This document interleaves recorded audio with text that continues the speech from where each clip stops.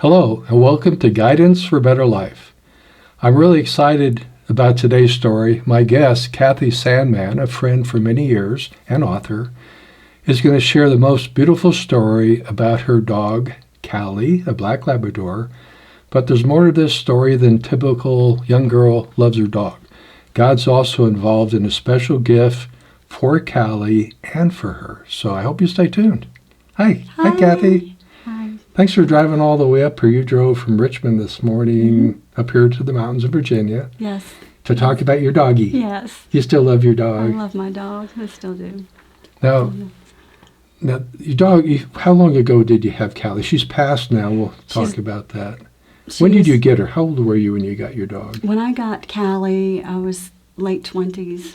29 Okay. was a while ago. You're still in your late 20s. Right. Right. Plus. And you said in your story you never had a child. Right.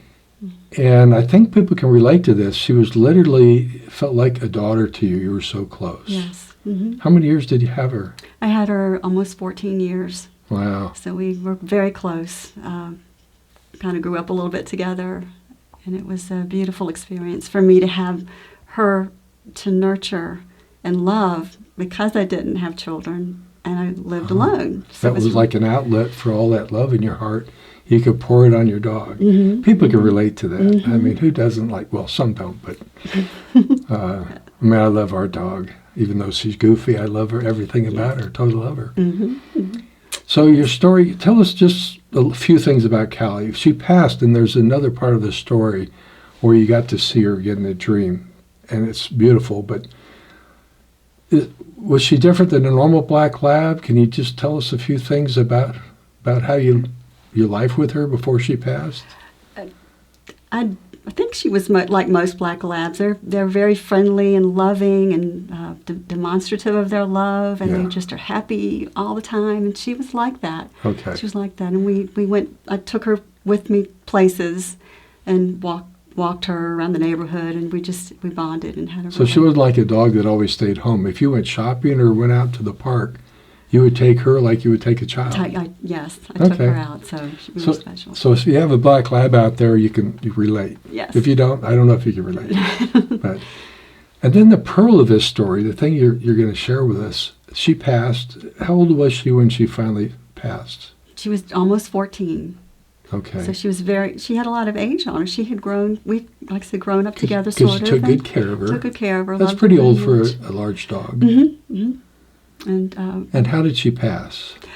She had health issues, and I had to put her to sleep, which is very, very painful for me to have to do that. It was a very tough decision to make, but I knew in my heart it was the right thing to do for her. So many people can relate to that, and I can relate to that. Mm-hmm. It's the gift of love to a pet that's suffering, but boy, is it difficult. It's really tough. Let's go into happy stuff. Okay. Because that's tough. Yeah. A lot of our viewers have experienced that. Mm-hmm. Now, when she passed, a couple years later, this is the thing, you were blessed. And what were you blessed by? About 2 years later, you had a series of dreams. Mm-hmm. And this is the real special thing here that blessed you and, I believe, Callie. Mm-hmm. And could you share some of the dreams? What was the first dream you had with her? I would love to share. The first dream I remember is I was riding a bicycle, and there's a basket attached to the handlebars, and she was in the basket. She was a puppy. So I can picture that. It was so sweet. Sitting there hanging over the basket, going wherever Mom takes her. Just having a good old time, and she would kind of sniff the air a little bit like dogs do, sniffing in the air, and she was just, her little ears were flapping in the breeze, and she was riding along having a great time. It was just so sweet. Was the dream did it feel very real? It felt very real. In fact, so real that when I was riding the bicycle, I could actually feel the wind blowing against me riding the bicycle. Okay, in the dream. Yeah, in the dream. Yes, it was real. So do you believe it was more than just your imagination?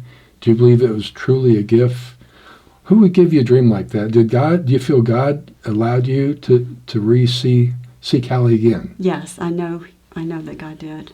So that's not only a gift to see Callie, but what does that say about what does God think about you? He loves me very much, and he knows me. He knows my heart and what I need and what would make me happy. Does A gift of love to make me happy to see her again. Yeah. Yes, to know reassurance that she's fine, that she's fine. Yeah, she's in a different form, in a different reality, but she's still Callie. Yes. She still loves you. Yes. She's still that beautiful little soul in a dog's body. Mm-hmm. Do you think that made her happy to see you? I never thought about it that way in the book. I hadn't thought about it that way either, but I know she was happy because she was moving around like she was happy, and that little dog smile that they get sometimes, little dog smile, and I could feel the love that I had for her in the dream, and that I could also feel her receive the love that she was giving me. So I know. So God loves you, and God can do this. We've had many stories in this show where God has the ability and the power to bring a departed one in a different form, come back, a dream that's a real experience, to reunite, maybe heal, maybe just as a gift of love for both of you. So this is a dog story, but it's also about God's love for you and for Callie. And for Callie. Now you had other dreams. We're not covering everything your story was actually in Testimonies of God's Love, Book 1. I think what chapter it's 25, I think, somewhere in there. I think so, yeah. But you had other dreams. What were some of the other dreams you had? And these are very vivid, tactile, where you really were, it was real. It was real. Okay. What were some of the other dreams? One, she was older. She was older, an adult. So, adult. And we were just sitting on the floor playing. And I was petting her, and she was dancing all around and wagging her tail. And when she wagged her tail, her whole body would kind of wag. She was just happy. We were both happy, spending time together and sharing love again. And it was a joy and a comfort and a blessing. Do you appreciate these each time as a gift, a love from God? Is that how you take this? It's a gift of love from God, and I appreciate it so much. Very much. It brings me joy. Has that helped in some way? I know you miss her and you've moved on, even though you're still in your late 20s. But did it help? I'm curious, and it's not really in your story, I don't think, and I just thought of it now during the interview. Do you feel it was healing or comforting? What was the pearl that, besides seeing your dog, did it do something more for you? The healing. And I hadn't thought about that either. When I was not thinking about that when I wrote the story. It just occurred to me now. Yes, it very much was the healing to me. Of your heart? Of my heart. I was so sad and upset when I had to put her to sleep when she passed. And for a long time, I was very, very sad. It really deeply affected me because she was so much like a daughter. And you think somebody knew that you were sad and what was in your heart. Exactly. It was God. And he comforted you with this beautiful, actual experience, you believe. I know. Not just your imagination. Yes, I know it was real.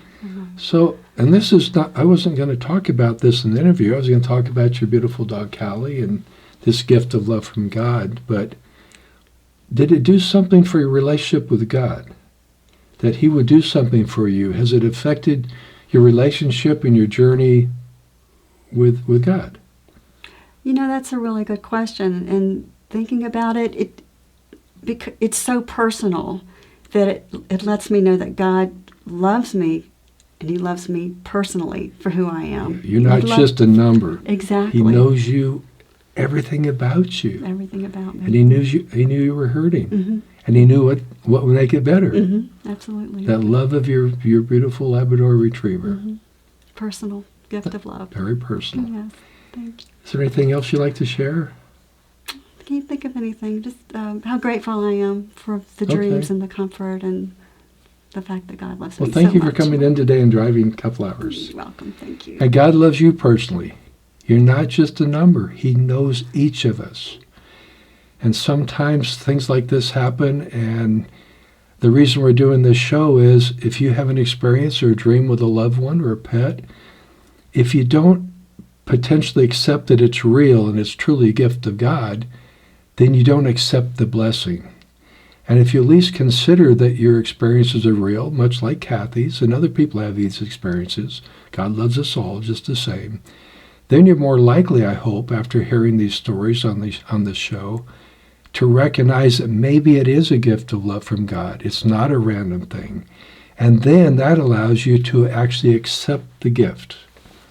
So I hope this show blessed you today, and thank you for watching.